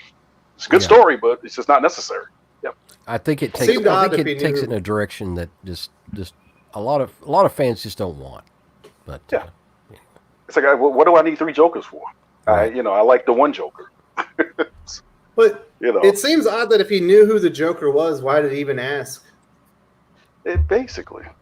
Exactly. That page shouldn't have been in there. It's like, I don't. Continuity. Are you getting into spoilers here, though? Are you getting into spoilers, Wes? Are we spoiling it for you? Go ahead. Well, no. Are you getting into spoilers? Like, spoil it. Dude. Everyone read that one. There wasn't an underprint. Okay, well, the spoiler to those, the ending. Well, the name is never mentioned, but the fact that Joker has a son out there living in Alaska, that's going to be brought back up. They're going to be like, but Batman's going to train him, and somebody will do something. They're not going to leave it alone. Oh, great! So they're going to borrow plot points from Cobra Kai now. Pretty much. I think so. Now that you mention it, Cobra Kai with disdain in your voice, Doc. That's a good way to get the boot. I love Cobra Kai. I just don't want to see everybody else copying it. Oh my god! William Zabka. But I'm going to go off this one point. Someone says some people expected too much. I don't think we expected too much. I think they built it up into something that it wasn't going to be. That's not on us. I agree. But that's the thing. Like they acted like this thing is like, oh my God, there's 3 Jokers. So when I heard 3 Jokers, I'm thinking we're going to get like Silver Age Joker, the Golden Age Joker, that kind of deal. Literally different versions from different Earths. Not this. It's basically just ripping off the Arkham games. Like, Arkham Knight, where they injected the Joker's blood went to other people, and there's a teacher Joker, there's the news reporter Joker, Batman gets Joker eyes, and all that kind of stuff. That concept was lame there. The concept is lame here, and Dark Knight's metal. Everyone's Batman. Yeah, that too. Everybody's Batman. Everybody's Joker. Nobody wants to be Superman. Superman's out there like, I'll give you gold kryptonite. Anybody? Yeah, it's not 3 issues. It's like this could have been like a one shot, kind of like similar to what Miller did with the what was that? The Legends of the Dark Knight, where they show basically how Jason Todd got killed. It could have just been that, and you just realize, oh man, this is like kind of why Jason Todd, when he comes back, why he's so angry about everything. Not because he's angry at everybody else or Bruce for not killing Batman. He's angry at himself for, with all due respect, punking out at the end. I mean, it just, once that first issue was done, then the only thing was after that is that why does it matter that there's 3 different Jokers? In other words, it's a series now that's been written to solve a question that nobody asked except John's. And that's it. Great point. I think that everybody was expecting a big payoff for all these years and years and years, of really wanting to find out some more information, inside information about the Joker, and they just got something else. So it was definitely within character for the Joker. It was a typical Joker plot. I want Batman to love me, so I'm going to take away your greatest pain, and make you forgive the man, so I'm the greatest pain in your life.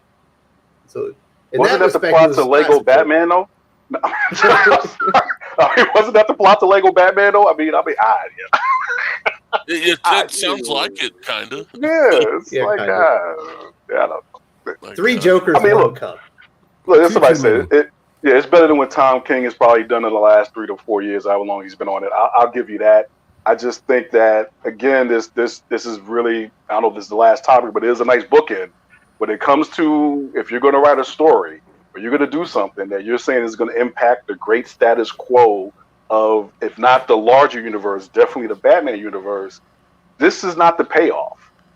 In other words, it's almost like telling Wolverine's origin. If you want to do it, fine.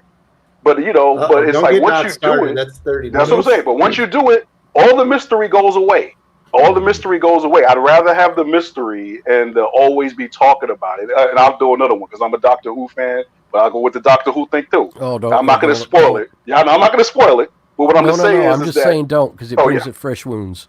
It opens fresh wounds. Yeah, because it's like I'd rather the idea of what I thought was going on in my head still be going on than when you deliver it.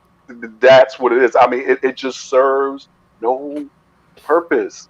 And it is a whole it served a purpose, all right. Yeah, well, it did, but I'm not going to go there. But it was like there was a whole other thing working with these 3 guys that sort of served as the foundation of the Time Lord culture that was a hell of a lot more interested in prose than what they eventually put out there. And I like what is she, 13 or 14? But that was just why that that just was like that was something that no Who fan really wanted. Nobody asked for that. Anyway, here's the thing with once you start digging into some of these mysteries, they're kind of like Schrodinger's mystery. And the minute you open it up, every single time you find out the cat is fucking dead. Collapsed. Yep. No, and every single time the cat's fucking dead. That's the problem. I do think I have a prediction that this story will age well because it's very competently told. It has a beginning, middle, and end. It has a theme. It's all about trauma, the personal trauma they've experienced. The art is fantastic. So I think in 5 years, when you don't remember, or when the new reader discovers it and they don't know that it was tied into Darkseid War, it was heavily teased in DC Comics Rebirth, and they think it's just a Joker story and a Batman story, they're going to like it.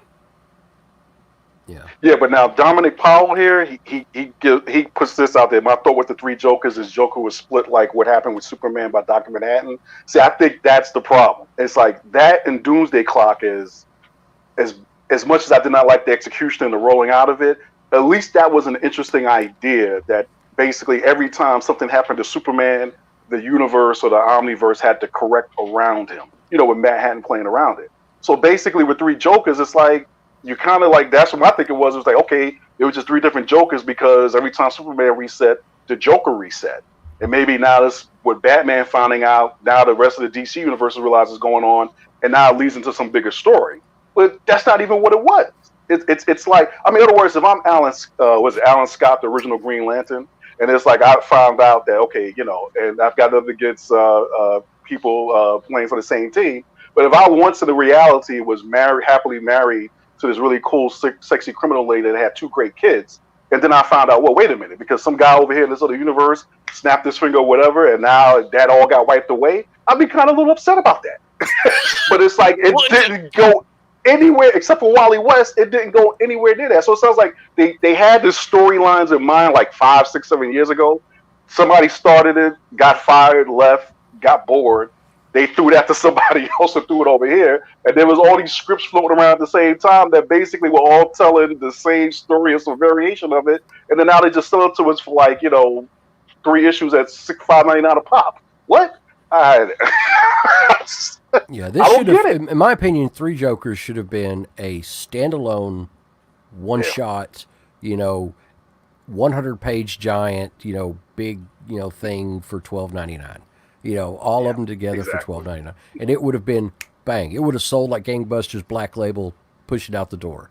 And call it Joker the Last Comedian. I don't know, something like that. Yeah, and it would have been a lot more palatable for certain people. Yeah, just saying. All right, Jermaine. Jasper Play 9 wants to know who you are and wants to subscribe to your channel.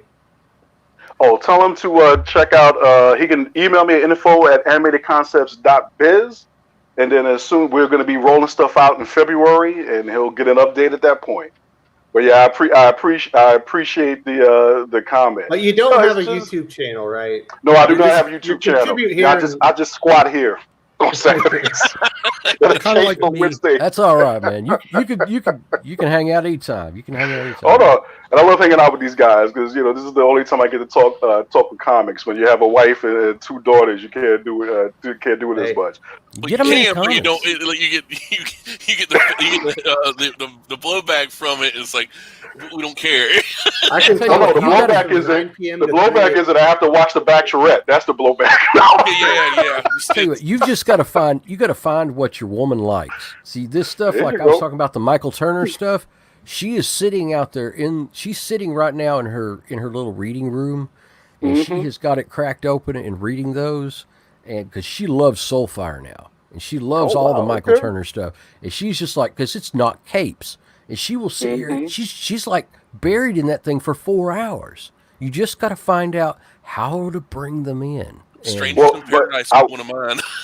Well, I'll say this. My daughters and I have bonded over Scooby-Doo. All of my wife's friends are amazed that my daughters even know about Scooby-Doo, so I consider that one of my triumphs. My wife, I have managed to hook into Doctor Who, and so I take your point, Pele. But no, it's like, with the DC, what they're doing right now is, and maybe it was because of the whole, the global thing that's going on, things got bunched up, but it just seems like John's career outside of comics, more with, I guess, the DC entertainment stuff, if you will, it just jammed things up to the point that he just didn't resolve the stories in time. Mm-hmm. And he got promoted out. Dan Didio was back in charge as the chief creative officer, and he went in a completely different direction and didn't finish what Rebirth started.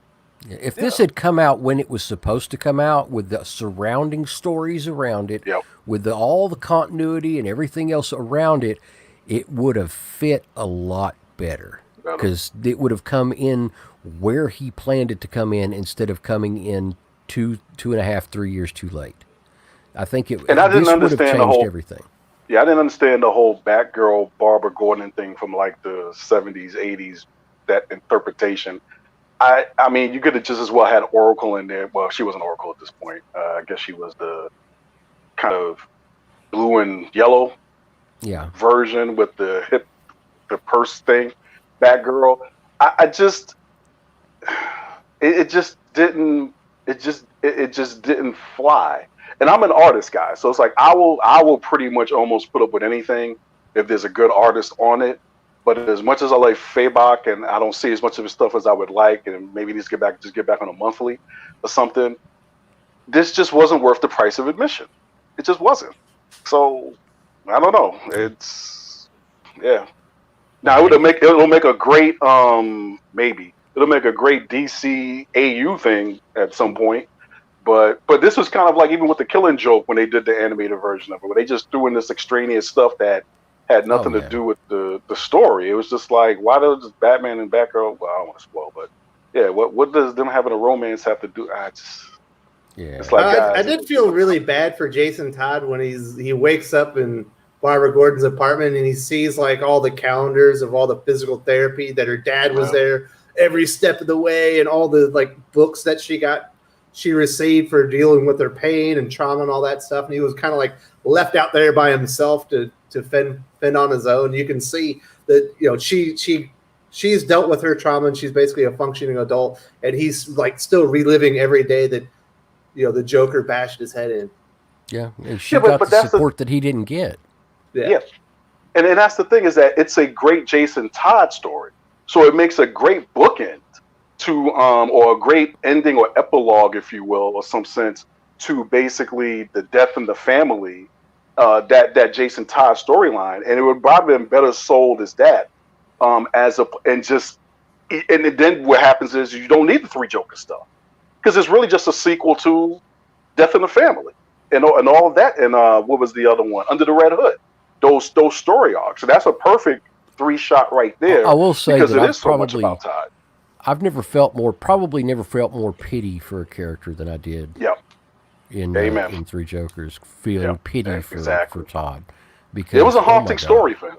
Yeah, it was a haunting story. It was just brutal, and figured out why he is like he is. Holy shit! I can't imagine most people would be that way. So, maybe. So like I think time will treat it well when you don't think about it being connected to like the hype and everything. I think it's a well executed story, and I think people will be able to appreciate it in time. I think it will be age much better than a lot of other things. Now, we do have one more topic. There was an enormous release this week. I was almost as hyped for this as I was for TMNT The Last Remnant. Donny Cates, this is his first big indie comic, launch since he became, the Marvel superstar Donny Cates with Thanos, then Venom, Guardians of the Galaxy, Silver Surfer Black. What else is in there? Cosmic Ghost Rider, Thor. Absolute Carnage obviously got King in Black, and he had this big crossover comic, and I was very interested in it. A big crossover comic event comes to our world. What are the repercussions? Pele, I felt like I was bamboozled by this comic. This was a clear bait and switch. Sure, that's happening within the setting of the story, but that's not really what the story's about. No. What did the customers think? Did they feel bamboozled like yours truly? A lot of them.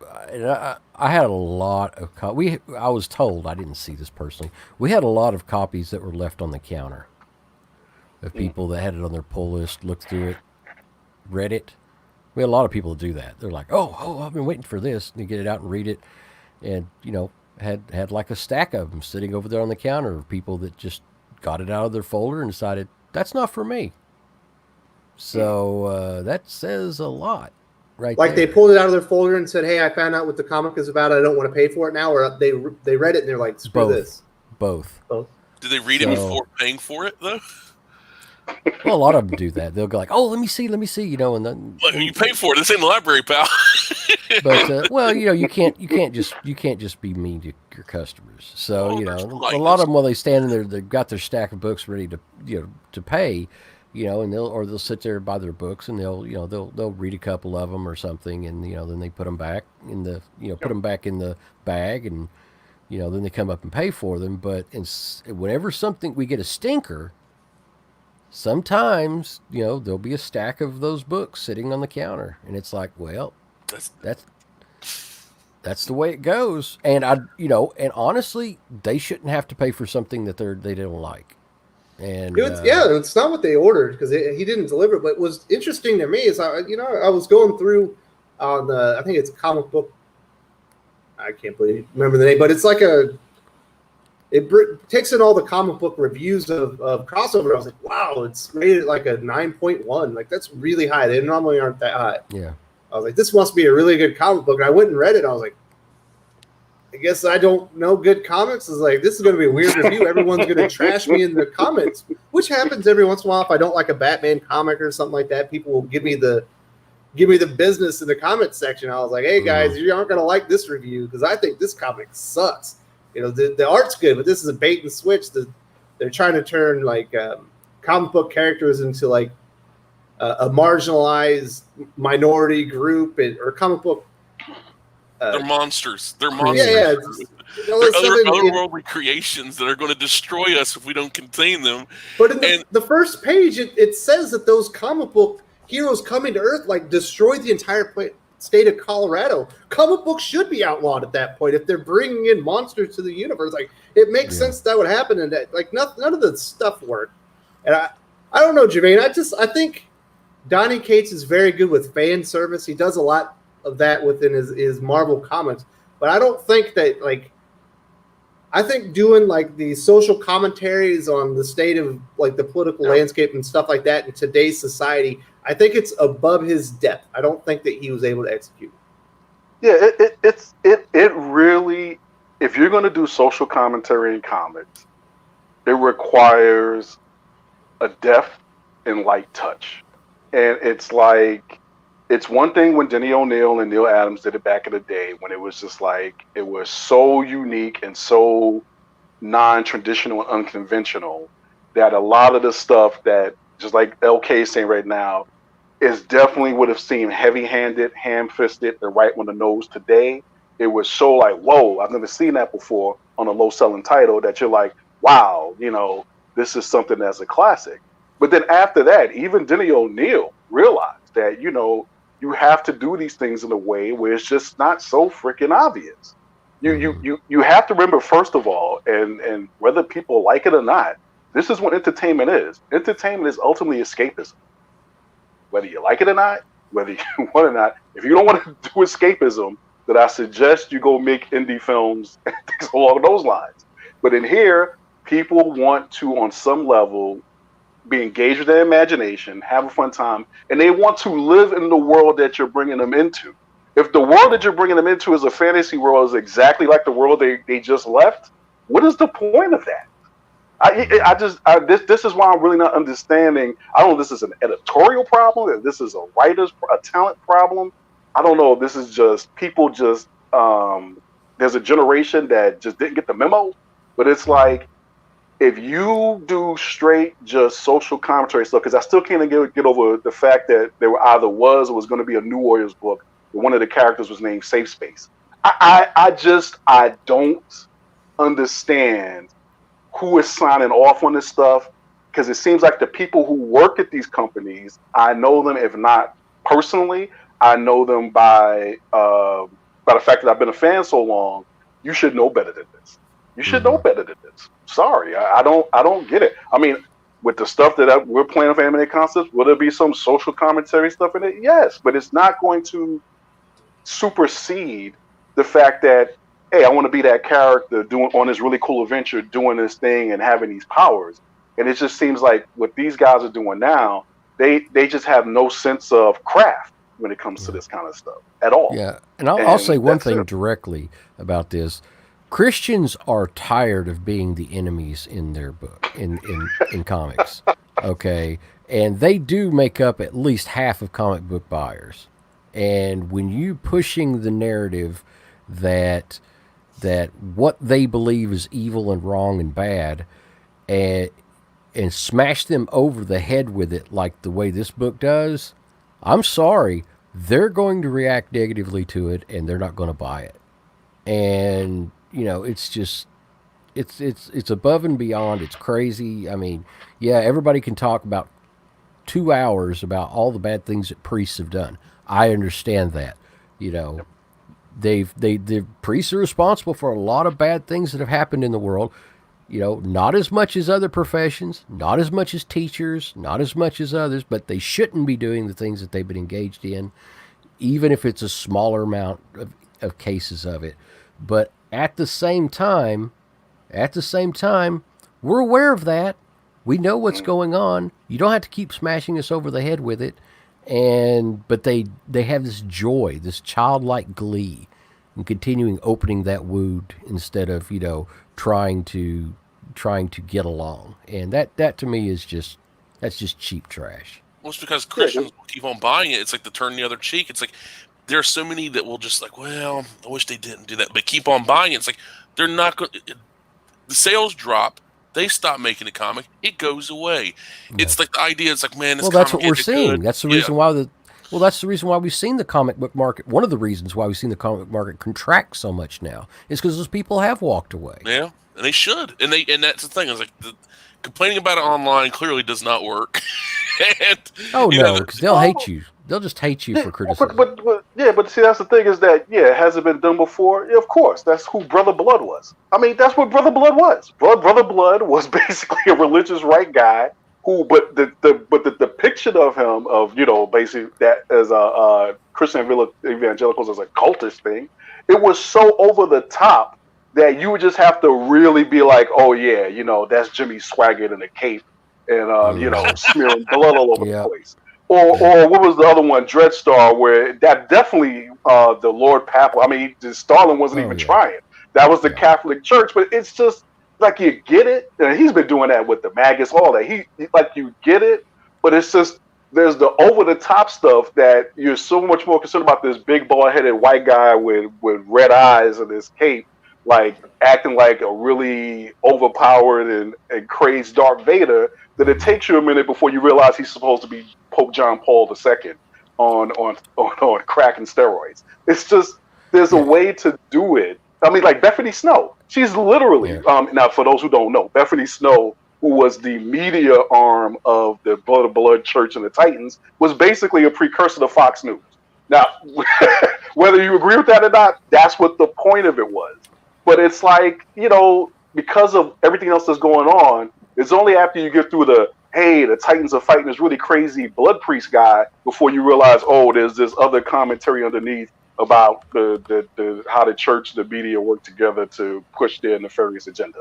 It's just, I think one of the problems is that you have so many of these writers out there that think that they're Walter M. Miller, and they've got to write their own version of Canticle for Leibowitz, and it's like, no, we've already had that since '59, people. We've already had that. Thank you very much. You could write, commentary's fine.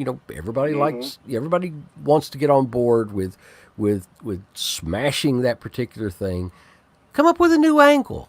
Come up with a new idea. This is just it's old, and it's at this point it's just gotten to be where you're just kicking the kid with glasses just because it's what everybody else is doing.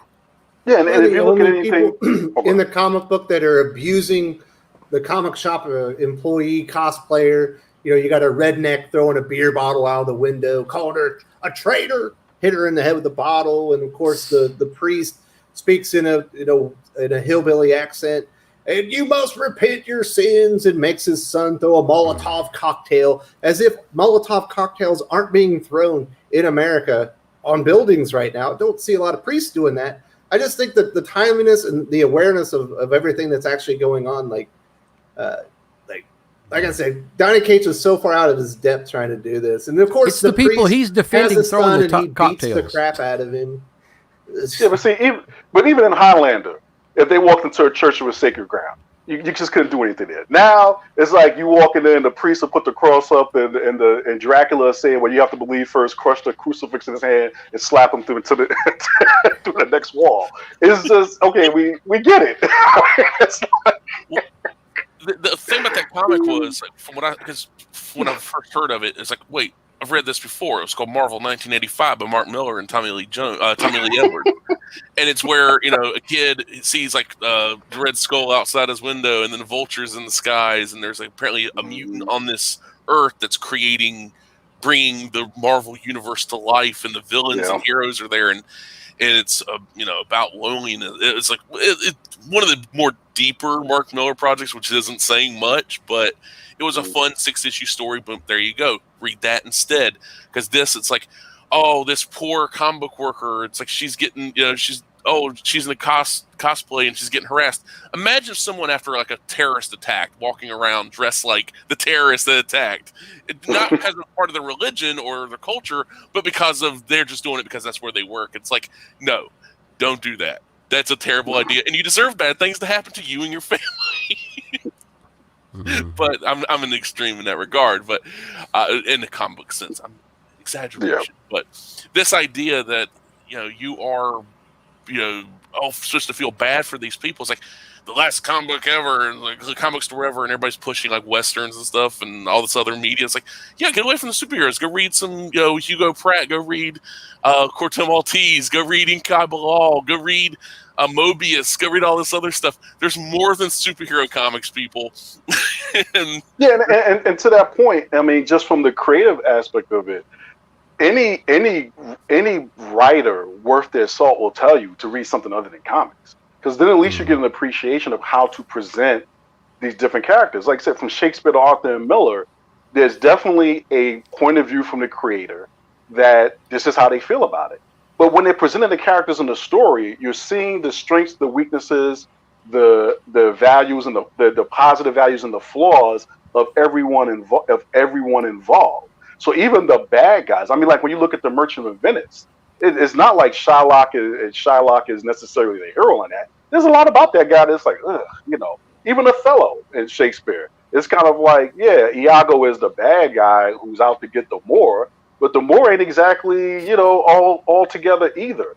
Arthur Miller's The Crucible. Oh, are you kidding? You want to talk about going after the church and religious values and all that, but it's more nuanced. There's just more nuance, and if someone says there's more tact, because people are more complicated than that.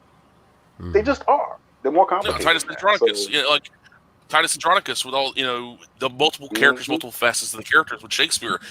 If you read nothing but Marv Wolfman and Donny Cates, Claremont and Johns, all this, go read some Shakespeare. Go read some anybody else. Go read Moby Dick. Go read anybody. Because it adds a base to it, and like you looking at these characters, a lot of these stories are originating from these classic tales. And that's one of the problems, though. That's one of the problems, though, is they're trying to stop, even in college, they're trying to stop the students from reading the classics because they don't want that perspective taught anymore. They don't want the classical perspective to be known anymore. They want a clean slate, tabula rasa, from only their own ideas, and that's so criminal because it teaches us where we're from, and it teaches us the values that those people had. It teaches us, these incredible struggles that have happened with mankind before, but no, we don't want you to know about that. And the value of the humanities, as Paley is talking about, is it's really it should give you the critical thinking to ask whether you should do something or not. That's basically what the humanities are in relation to all the other areas of education. And I always say that's what Frankenstein by Mary Shelley is like. Yeah, the question is, you can do it, but the real question is, should you? And I'm trying to take the critical out of the critical thinking. You're right. Well, on that note, the Thinking Critical YouTube is going to have to wrap this up. We're about at the end of the show. We do like to do comic book recommendations every week here on the channel. There's some weird comics came out here, but there's definitely some comics worth recommending. Larry, do you have any comics that you want to recommend to our viewers? And if you're watching right now and you want to let us know what you're recommending, put it in the comment section and I'll put it on the screen. Nothing brand new, as something old, something I reread recently. Electra Assassin by Frank Miller and Bill Sienkiewicz, which I It's such a weird comic, but it's grown on me. At first read, didn't, but it's kept growing on me. So maybe that's a good thing, or maybe that's just because I'm going insane, or more insane. Yeah, well, Larry is saying back issues are the new hotness. I agree with you. Doc normally recommends a back issue or two. What are you recommending this week, Doc? X-Men 14, Marauders 13? No and no. In fact, burn them all. No, there was literally no new comics this week that I liked. No, buy back issues. Seriously, buy back issues. All right. Well, that's Doc's suggestion.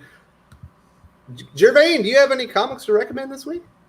Well, I'm going with Firepower and Mighty Morphin Power Rangers. I'm enjoying those. I'm enjoying those too. You mean Mighty Morphin, right? Well, Mighty Morphin, we'll see. So this might be where I jump off, but we'll see. They brought the green. Well, I want to spoil, but they brought one of my favorite characters back. So I'm at least in for about 6 issues. And in terms this of week back is Mighty issues, Morphin. Next week is Power Rangers. Yeah, and then in terms of back issue stuff, because someone reminded me of it, Villains United. That was a great reimagining of my sense of the Suicide Squad, and it made Catman one of my favorite characters. Dale Englisham art, right? Yeah. Oh, Dale Englisham and Gail Simone, which some might say when she was good. That's too long. Yep. All right. Well, thank you for that recommendation. Pele, what do you recommend at the shop this week? Okay, the shop recommendation was. Let me see what this was. Oh, well, yeah, I'm not going to recommend that. DC's Dead Planet, number 5, just awesome. I'm really enjoying it. And my personal recommendation is Stranger Things and Dungeons and Dragons. I liked that. I like anything with Dungeons and Dragons pretty much from the older Dungeons and Dragons. And this was pretty good. It's followed the crew basically from Stranger Things as they play Dungeons and Dragons. And it's an interesting story, and I like the artwork, and I like the way the story worked. I'll check it out. All right. So it'll be a 4-issue series on that, and also some really good True Believers came out. They're $1. Buy them. Just buy them. They're great. Absolutely. So, Doc, you got to leave us. Hopefully, you feel better soon. Yeah, that was weird. I just had crazy lightheaded and dizziness while I was just sitting here and like a hot flash. I'm like, what in the fuck just happened to me? Menopause. Hitting menopause? Yeah, I mean, no, dude, it was like I'm sitting here talking comics, and all of a sudden I had like a goddamn panic attack or something. I'm like, what the hell am I even upset about? What the shit was I used to have panic attacks. You never know why they're happening. Yeah, this was. Oh man. This is just Terrible. kind of came. This is like the first time I've ever had anything like this happen to me in my life. Have you ever? I mean, I don't have what do you call it? The deviated. Well, I think I have a deviated septum, but where you got to put the mask on it. What is it called? Sleep apnea. Apnea, yeah. But I do have an issue sometimes. I forget to breathe. And it's like where I'm like, wait, I don't have no oxygen coming in. I just stop breathing while I'm awake, and it's concerning sometimes. It makes me real good if I'm target shooting. I'm pretty good, but then if I pass out, that's so great. It's like I'm like sitting here like, am I gonna have a fucking stroke? What the hell? if you smell burning I'm toast, sorry. tell us. No, well, Doc died on the stream. Okay, I hope you get to feeling better, buddy. Yeah, that was just super weird. I think I'm gonna dip and just go lay down for a couple minutes. Yeah, go do that. Take a nap. Yeah, definitely do that. Thank you so much for joining us, Doc. Oh, thanks for having me, guys. I'll talk to you Take care, later. Doc. So, I do have sleep apnea. When they tested me, I got my sleep test. They said that I stop breathing 117 times a minute. Bob. An hour, I'm sorry. So every 30 let's seconds, say- I stop breathing. Wow. That's a lot of. That's like. I said it was one of the worst cases they'd ever seen. Jeez. Lord, You got to sleep with one of those little mouth thing pieces in your mouth? Yeah. Oh, yeah. Little, Yeah, I have one machine. of those. That I don't use CPAP. it. I have one. I don't use it. Yeah, not the Yeah, funnest thing in the I'm world. also a member of CPAP Nation. So, I feel you. Yeah. Yep. Oh, So I like to throw out my one more recommendation. recommendations this week. Oh, go ahead. We've covered Deceased Lost Planet. Oh, John Carpenter's Tales of Science Fiction Vortex 2.0 number 5. If you like Alien, you like John Carpenter, that is an amazing series. Just went back and read the first volume of that. That was great as well. We've got Firepower number 5. That was a lot of fun. I think Kirkman's Ninja comic is definitely worth the time. Bang number 5 from Matt Kent, excellent. And The Rise of Ultraman from Ryan Higgins has been pretty darn good, shockingly good. So those would be my recommendations. Jasper Planet 9's recommending buy Alterna Comics reprint bundles on Indiegogo. Mm-hmm. There you go. All right, fellas, I think that's it. I will see you later. Tales Thank from you the all Dark so much for joining Multiverse. us. Tales from the Dark Multiverse. Batman Hush number 1 was really good too. That's worth. That's definitely worth yeah, your it money. was. I enjoyed that one a lot. That's good. Worth your money. Worth your money. Absolutely. That was Philip Kennedy Johnson, the man from The Last God. Great. Yes. Excellent. Excellent story. It's going to be great.